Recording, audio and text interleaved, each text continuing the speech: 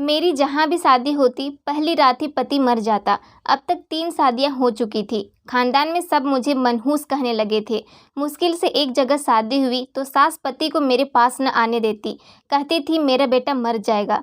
मेरे सारे काम देवर करता था, तभी मैं पेट से हो गई। तो सास ने मुझ पर बदचलन का इल्ज़ाम लगा दिया। जब डीएनए टेस्ट करवाया तो मेरे रोंगटे खड़े हो गए। वो बच्चा तो दरअसल आज मेरी शादी की पहली रात थी। इस रात के लिए हर लड़की की आंखों में बहुत से सुहाने सपने और ख्वाब होते हैं, जिसको आंखों में सजाकर वो मायके को छोड़कर ससुराल में कदम रखती है। वो सोचती है कि अब मेरी नई जिंदगी में मेरे साथ बहुत ही अच्छा होगा। मेरा पति मेरी तारीफ करेगा, मुझसे कहेगा कि तुम दुल्हन बनकर बहुत प्यारी लग रही हो। वो मुझे तोहफा देगा और अपने प्यार की बारिश मुझ पर निछावर कर देगा। हर लड़की अपनी शादी की पहली रात यही सब कुछ सोचती है, मगर मेरी बात कुछ और थी। मैं ये सब सोच नहीं सकती थी। मैं तो इस वक्त अपने पति के इंतजार में बैठी ये सोच रही थी कि क्या मेरा पति बचेगा या नहीं। शायद मैं दुनिया की पहली बीवी थी जो शादी की पहली रात ही अपने पति के मरने के बारे में सोच रही थी। मगर जो मेरे साथ बीत चुका था उसको देखते हुए ये सोचना कुछ अजीब नहीं था। मुझे बहुत खौफ महसूस हो रहा था। मैं अंदर ही अंदर डर रही थी कि कहीं हर बार की तरह इस बार भी विधवा होकर अपने घर वापस न चली जाऊं। मैं अपने पति की जिंदगी के लिए मिन्नतें करने लगी कि इसे कुछ ना हो। रात धीरे धीरे बीत रही थी और अभी तक वो कमरे में नहीं आया था और मेरी जान सूली पे अटकी हुई थी। मैं यही सोच सोचकर परेशान हो रही थी कि अब क्या होगा। बस यही कुछ सोचते सोचते जाने कब मुझे नींद आ गई पता ही नहीं चला। सुबह मेरी आंख खुली तो देखा 10 बज रहे थे। मैंने हैरान होकर खुद को देखा तो मैं अभी रात वाले लहंगे और कपड़े में ही थी। कमरे का दरवाजा भी यूं ही बंद था। हैरत थी कि किसी ने मुझे जगाया भी नहीं था। इसका मतलब तो यही था कि मेरा पति रात को कमरे में आया ही नहीं। लेकिन क्यों? वो जिंदा भी था या नहीं? कहीं उसे कुछ हो तो नहीं गया? ये सोचते हुए मेरी जान निकलने लगी और मैं भागते हुए कमरे से बाहर गई कि देख सकूं कि क्या माजरा है। इस घर में शायद देर तक सोने का रिवाज था, क्योंकि बाहर तो दिन के 10 बज रहे थे और सन्नाटा छाया हुआ था। हर कोई अपने कमरे में था। मुझे समझ नहीं आई कि अपने पति के बारे में किससे पूछूं, किसके कमरे का दरवाजा खटखटाऊं। इतने में मेरी सास किचन से आते हुए नजर आई। उनके हाथ में चाय का कप था। शायद वो अपने लिए चाय बनाई थी। मुझे देखकर कहने लगी, तुम अभी तक रात वाले कपड़ों में ही हो, तुमने कपड़ा क्यों नहीं बदला? मैंने झिझक कर अपने पति का नाम लिया और उनके बारे में पूछा कि रोहित कहाँ है। तो मेरी सास को यह सुनकर गुस्सा आ गया और कहने लगी कि खबरदार, आज के बाद तुम मेरे बेटे का नाम अपनी जबान पर भी लाई तो तुम्हें इसे पति कहने का कोई भी हक नहीं है। यूँ समझो कि तुम इसकी बीवी नहीं हो। तुम जैसी मनहूस औरत को मैं अपना बेटा हरगिज नहीं सौंप सकती। मेरा बेटा तुम्हारे साथ नहीं रहेगा। तुम क्या चाहती हो, मैं इसे तुम्हारे हवाले कर दूं ताकि वो मौत की नींद सो जाए? ये सब बातें सुनकर मेरा दिल बहुत बुरी तरह दुखा और मैं रोते हुए अपने कमरे में आ गई। मैंने तो अभी तक अपने पति को जी भरकर देखा भी नहीं था। सिर्फ शादी के वक्त ही इसकी थोड़ी सी झलक देखी थी और मेरे दिल में इसके लिए मोहब्बत जाग गई थी। मैंने तो शादी के वक्त इसके जिंदगी के लिए मिन्नतें मांगी थी, तो मैं कैसे इसके लिए कुछ बुरा सोच सकती थी। रोने के बाद थोड़ा दिल का बोझ हल्का हुआ तो सोचा कि इसमें बुरा मानने वाली और रोने वाली क्या बात है। मेरी सास भी अपनी जगह ठीक थी। कोई भी औरत होती तो वो यही करती। मैं रोते हुए अपने गहने उतार रही थी कि मेरे कमरे में कोई आया। मैंने चौंक कर देखा तो मेरी उम्र का एक नौजवान लड़का था, लेकिन वो मेरा पति नहीं था। वो मुझे नमस्ते करके कहने लगा कि भाभी, मैं आपका देवर हूँ, रोहित का छोटा भाई हूँ। अभी मैं अपनी मम्मी को आपसे बात करते हुए सुना। मैं उनकी तरफ से माफ़ी मांगने आया हूँ। मम्मी को आपसे यूँ बात नहीं करनी चाहिए थी और रोहित भैया को भी ऐसा नहीं करना चाहिए था। वो रात को मेरे कमरे में सोने आए थे और अभी तक वहीं सोए पड़े हैं। असल में मम्मी को वो बहुत मानते हैं। अपने देवर की ये बातें सुनकर मुझे थोड़ी सुकून मिली कि चलो कोई तो है जो इस घर में मेरा हमदर्द है। अभी हम बात कर ही रहे थे कि अचानक बाहर से चीखने की आवाज़ आने लगी। कोई मेरे पति का नाम लेकर चीख रहा था कि रोहित को कुछ हो गया है। मेरे हाथ पांव ही सुन्न हो गए। मैं दंग रह गई कि क्या फिर से मेरी तकदीर मेरे साथ कोई भयानक खेल खेलने लगी थी। मेरा देवर मुझे वहीं छोड़कर जल्दी से भागकर बाहर गया। मैं सोचने लगी कि क्या फिर से चौथी बार मैं विधवा होने जा रही हूँ। क्या इस बार भी नसीब की स्याही मुझे विधवा कर देगी? खौफ के मारे मेरा दिल बुरी तरह धड़कने लगा, पसीने छूटने लगे। मेरा दिल चाहा कि बाहर जाकर देखूं क्या हुआ है, मगर हिम्मत न हुई। मैं वहीं कमरे में अपने पति के लिए प्रार्थना करने लगी। मेरा नाम सीमा है। मैं एक खुशहाल घराने से ताल्लुक़ रखती हूँ। 4 भाइयों की इकलौती और लाडली बहन होने के साथ साथ मैं अपने माँ बाप की आंखों का भी तारा हूँ। मेरे पापा शहर के जाने माने बिजनेसमैन थे। मेरा बचपन बहुत अच्छा गुजरा, जैसे कि कोई भी चाहता है। मेरी ख्वाहिशों को लबों तक आने से पहले ही पूरा कर दिया जाता था। मेरे पापा और मेरे भाई मुझ पर जान छिड़कते थे। जो चीज़ भी मैं मांगती, चाहे वो दुनिया के दूसरे ही कोने में क्यों ना हो, मेरे पापा मुझे ला लाकर देते थे। वो मुझे अपनी खुशकिस्मती का चाबी कहते थे। पापा का कहना था कि जब मैं पैदा हुई तब से उनके हालात ऐसे बदले कि आज तक शायद मेरी वजह से उनके घर में इतनी तरक्की हुई है। पापा कहते थे कि तुम्हारे पैदा होने से कुछ साल पहले मेरे हालात बहुत खराब हो गए थे, मगर जैसे ही तुम दुनिया में आई तुम्हारे नसीब की वजह से हमारे लिए सब कुछ आसान हो गया। इसलिए वो मुझे बहुत ही ज़्यादा मानते थे। मेरे चारों भाई मुझसे बड़े थे, लेकिन जो प्यार और जो लाड मेरे हिस्से में आया वो शायद ही किसी भाई के हिस्से में आया हो। मेरे पापा जब भी किसी नए प्रोजेक्ट की शुरुआत करते तो उसका उद्घाटन मेरे ही हाथों करवाते थे। वो मुझे अपने साथ अपने दफ्तर ले जाते थे। यहाँ तक कि जब हमें अपना नया घर बनवाना था, इसकी नींव रखने के लिए पहली ईंट मेरे पापा ने मेरे ही हाथ से रखवाई थी। इतना प्यार, इतनी इज्जत और इतना मान कम ही किसी बेटी के हिस्से में आता है और मैं खुशकिस्मत थी कि मुझे ये सब मिला। लेकिन शायद किस्मत को मेरा इम्तिहान लेना था या इसे मेरा यूँ चैन से रहना पसंद नहीं आया कि वो मुझे आजमाने पर तैयार हो गया। भाइयों की शादी के बाद पापा ने मेरे लिए रिश्ता देखना शुरू किया। मैं पढ़ी लिखी और खूबसूरत थी और सबसे बढ़कर अमीर बाप की बेटी थी, तो मेरे लिए रिश्ता मिलना मुश्किल नहीं था। पापा की ही एक दोस्त के बेटे के साथ मेरी शादी हो गई। मैं अपने शादी से पहले बहुत खुश थी और मेरा यही ख्याल था कि अब मेरी बाकी की ज़िंदगी भी वैसे ही गुजरेगी जैसे शादी से पहले थी। लेकिन जो कुछ हुआ वो तो मैं सोच भी नहीं सकती थी। अचानक मेरे नसीब बदल गए। शादी की पहली रात थी। वापस जाते हुए हमारी गाड़ी बुरी तरह एक्सीडेंट हो गया और इस हादसे में मेरे पति की जान चली गई। लेकिन मैं हैरत अंगेज तौर पर साफ बच गई और मैं सुहागन बनने से पहले ही विधवा हो गई। शादी की पहली रात का टूटा सपना लिए मैं वापस अपने घर में हमेशा हमेशा के लिए आ गई। ये ऐसा दुख था जिसने मेरे माँ बाप के कंधे झुका दिए थे। वो एकदम बूढ़े लगने लगे थे, क्योंकि जवान बेटी वापस घर आ जाए तो बाप वक्त से पहले ही बूढ़ा हो जाता है। मेरा तो बहुत ही बुरा हाल था। मेरी जिंदगी शुरू होने से पहले ही खत्म हो गई थी। जिंदगी में एक नई शुरुआत रखने जा रही थी, लेकिन शुरू होने से पहले ही खत्म हो गई। मैंने बड़ी मुश्किल से खुद को संभाला, वरना ये गम ऐसा नहीं था कि मैं आसानी से संभल जाती। मेरी शादी को कुछ ही घंटे हुए थे और मेरे अपने पति से कोई मोहब्बत का रिश्ता नहीं था, लेकिन था तो वो मेरा पति ही। और ये भी कड़वा सच था कि अब मैं विधवा हो चुकी थी।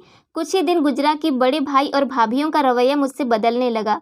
बड़ी भाभी तो बात बात पर मुझसे लड़ने और झगड़ने का बहाना ढूंढने लगी थी। फिर वही हुआ जो वो चाहती थी, बड़े भाई को लेकर अलग हो गई। इसकी देखा देखी छोटी भाभी के भी पर निकल गए और वो भी ऐसा ही चाहने लगी कि वो भी एक अलग घर की मालकिन हो। शायद इन दोनों को बर्दाश्त नहीं होता था कि इनके पति यानी मेरे भाई हर वक्त मुझे दिलासा देने में लगे रहते थे। पापा ने फसाद से बचने की खातिर सब भाइयों को अलग अलग कर दिया ताकि कल को इनमें कोई फूट ना पड़े। मैं अपने माँ बाप के साथ अलग हो गई। मेरे भाई मेरे पास आते थे और मेरा हालचाल पूछते थे, और यह बात कि मैं विधवा रहूं भाइयों को पसंद नहीं आती थी। आखिर पापा ने 1 साल के बाद मेरी दूसरी शादी का फैसला किया। इस बार भी पापा ने अपने जैसे लोगों में मेरा रिश्ता तय किया था। इन लोगों को मेरे पहले शादी के बारे में मालूम था, मगर इन्हें कोई एतराज़ नहीं था। एक बार फिर से मैं दुल्हन बनी और आंखों में ख्वाब सजाए अपने मायके से ससुराल गई। लेकिन मैं क्या जानती थी कि अब मेरे नसीब में अभागी लिख दी गई है, क्योंकि मेरा दूसरा पति भी शादी की पहली रात ही मर गया। वो मेरे कमरे में आने से पहले ही अपनी जान की बाजी हार गया था। मालूम हुआ कि शायद इसे दिल का दौरा पड़ा, इसलिए वो इस दुनिया को छोड़कर चला गया है। मैं दूसरी बार विधवा हुई तो लोगों की जुबान खुल गई, मुझे मनहूस कहने लगे और मुझसे पीछा छुड़वाने लगे। यहाँ तक कि मेरे अपने खानदान के लोगों ने मेरा दिल बहुत ही ज़्यादा दुखाया। वो समझते थे कि शायद ये मेरी ही बदकिस्मती है जो मैं अपने पति को रास नहीं आती और वो शादी की पहली रात ही मर जाता है, जबकि इसमें मेरा क्या कसूर था। कौन चाहता है कि वो विधवा हो जाए? मैं भी ऐसा नहीं चाहती थी, लेकिन जो भी हुआ इसमें सब मुझे ही कसूरवार ठहरा रहे थे और मुझे ताने देते थे। पापा ने अब की बार मेरी तीसरी शादी का एक गरीब खानदान में की। वो लोग मेरे बारे में सब जानते थे, लेकिन मेरी दौलत के लालच में उन्होंने इस रिश्ते को मंजूर कर लिया। इस बार मेरे पापा ने ज़्यादा लोगों को पता ही नहीं चलने दिया कि वो मेरी तीसरी शादी कर रहे हैं।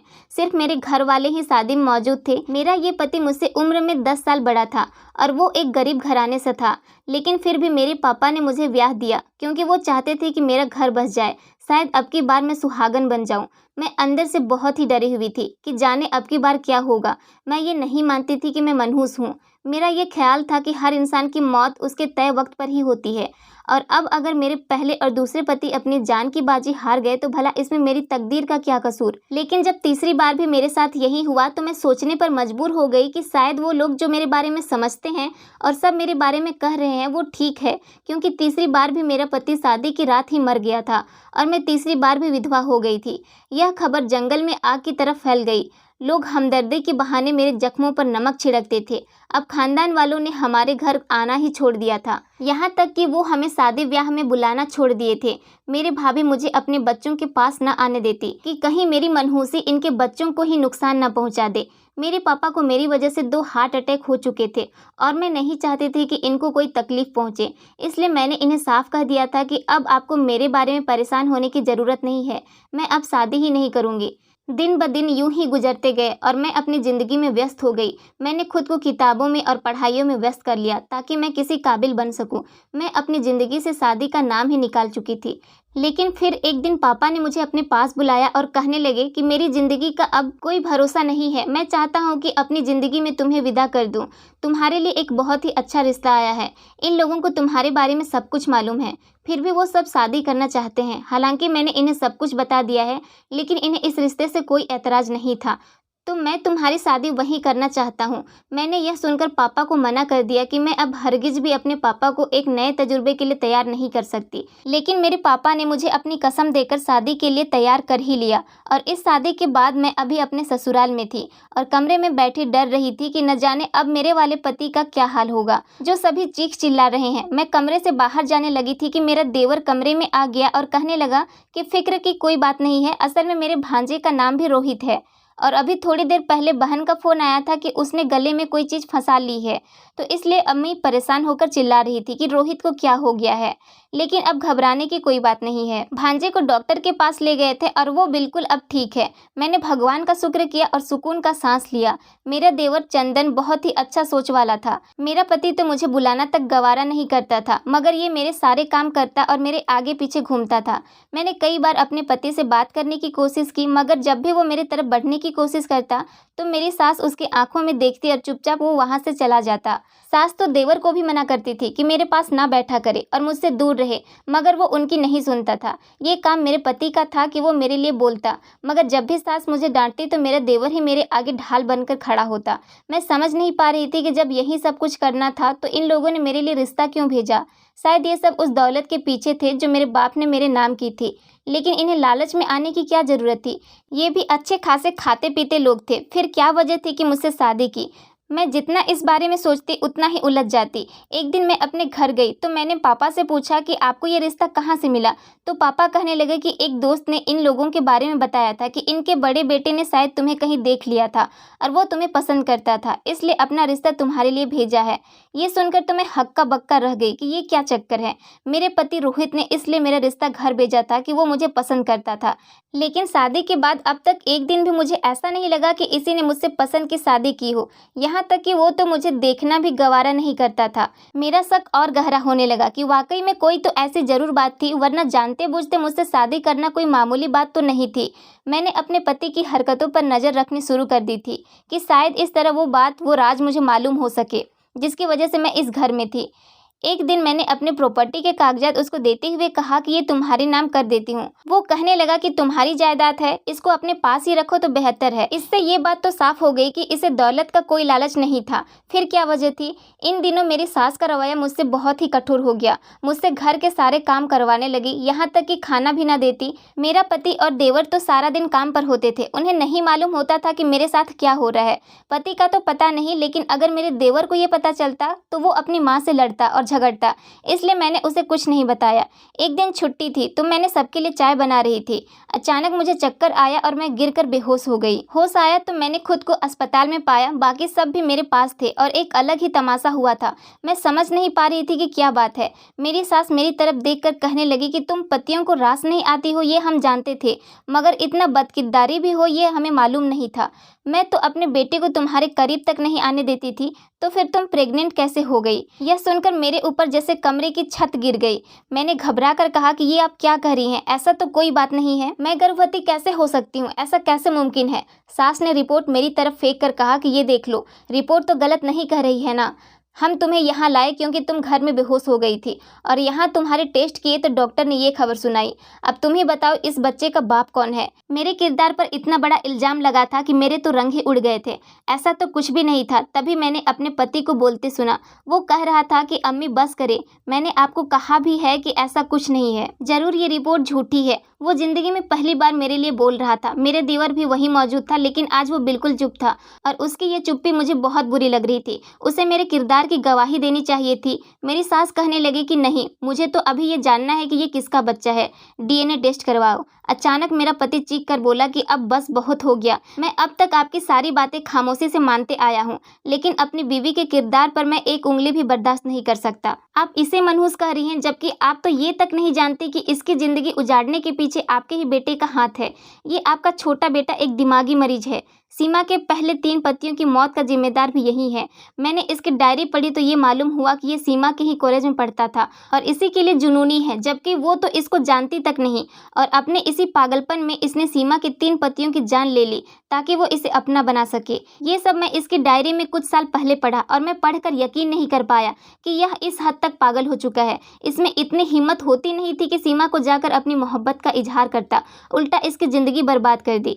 इसकी डायरी पढ़कर मैंने सीमा से शादी करने का फैसला किया, क्योंकि मैं जानता था कि ये मुझे मारेगा नहीं, क्योंकि इसका भाई था। मैं सीमा की ज़िंदगी बर्बाद होने से बचाना चाहता था, इसलिए मैंने इससे शादी की। मैं जानता था कि ये कुछ न कुछ ऐसी हरकत जरूर करेगा जिससे मेरा घर उजड़ जाता, और इसने यही किया। आपको बहकाया कि आप मुझे इसके करीब न जाने दें और खुद आपको सीमा के खिलाफ करता रहा। मुझे यकीन है कि ये रिपोर्ट भी इसी ने बनवाई होंगी ताकि मैं गुस्से में आकर अपनी बीवी को बदकिरदार कह दूं और उसे तलाक दे दूं। इसने अपना इमेज सीमा की नज़रों में पहले ही अच्छा बना लिया था, तो ये बाद में इसे अपनी ज़िंदगी में शामिल कर लेता। ये सब सुनकर हमने देवर की तरफ देखा, जिसके होश हवास खो गए थे। वो चीखते हुए कहने लगा कि हाँ, मैंने ये सब किया। मैं सीमा को कॉलेज के ज़माना से चाहता हूँ, मगर इसे कभी ये कहने की हिम्मत नहीं कर पाया। फिर मुझे इसकी शादी का पता चला तो मैं ये बर्दाश्त नहीं कर पाया कि इसे किसी और का होने दूँ। इसलिए जब भी इसकी शादी होती तो मैं इसके पति को इसके कमरे तक पहुंचने से पहले ही मार देता था, मगर आप मेरे भाई थे इसलिए आप बच गए। चलिए, अब तो आपको सब पता चल ही गया है ना। जल्दी से सीमा को तलाक दे, वरना मैं अब की बार आपका लिहाज भी नहीं करूँगा। इस वक्त वो बिल्कुल जुनूनी और पागल लग रहा था। मेरा पति कहने लगा कि मैं अब तक तुम्हें भाई समझकर जेल भिजवाने की हिम्मत नहीं कर सका, मगर तुम एक साइको मरीज हो गए हो और तुम्हारा दिमाग दुरुस्त करने का यही हल है कि तुम्हें गलतियों की सजा मिले। मेरे पति ने पुलिस को फ़ोन कर दिया और अपने भाई को उनके हवाले कर दिया। इस सब से निपटने के बाद मुझसे कहने लगा कि मुझे माफ़ कर दो, इतने दिन तक मैं अपना कर्तव्य नहीं निभाया। मैं बस यही चाहता था कि किसी तरह अपने भाई को इस घर से दूर भेज दूँ ताकि हम दोनों अपनी ज़िंदगी सुकून से शुरू कर सकें। इसलिए मैं इतने दिनों तक खामोश रहा। मैंने अपने पति को माफ़ कर दिया। मेरे देवर को मेंटल अस्पताल में दाखिला कर दिया गया क्योंकि उसकी दिमागी हालत बहुत ही खराब हो गई थी। डॉक्टर बताते थे कि वो सब भूल गया, मगर आज भी उसे मेरा नाम याद है। मैं उसके लिए प्रार्थना भी करना चाहती थी तो नहीं कर पाती थी, लेकिन अब मैं खुश थी कि मेरी ज़िंदगी अब एक डगर पर आ चुकी है और मैं एक सुकून और खुशियों भरी ज़िंदगी गुजार रही हूँ। आखिरकार मेरे नसीब फिर से रोशन हो ही गए। अगर कहानी अच्छी लगी तो कमेंट में ज़रूर बताइएगा।